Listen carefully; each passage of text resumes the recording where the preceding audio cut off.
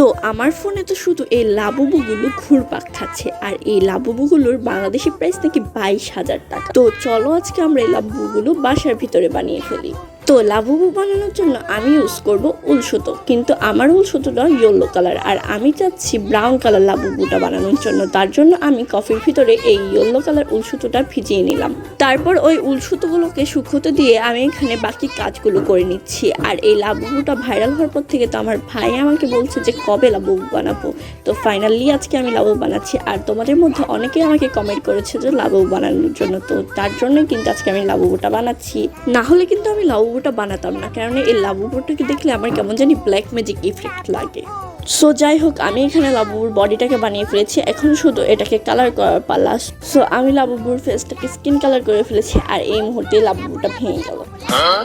So যাই হোক, এখন আমি লাবুবুর ফেসটাকে একপাশে রেখে লাবুবুর বডিটাকে উল সুতো দিয়ে কাভার করে নিলাম। এরপর লাবুবুর হাত পা অ্যাড করে নিচ্ছি। দেন তারপর আমরা লাবুবুর ক্রিপি দাঁতগুলো বানিয়ে লাবুবুর ফেসে অ্যাটাচ করে দিচ্ছি। অ্যান্ড তারপর লাবুবুর নাক, হাত পা, দাঁত, কান সব কিছু কালার করে নিব। অ্যান্ড সব কিছু কালার করে নেওয়ার পর লাবুবুকে একটু মেকআপ করে দিলেই আমাদের cute Labubu ready. Sorry, cute না, হরর লাবুবু।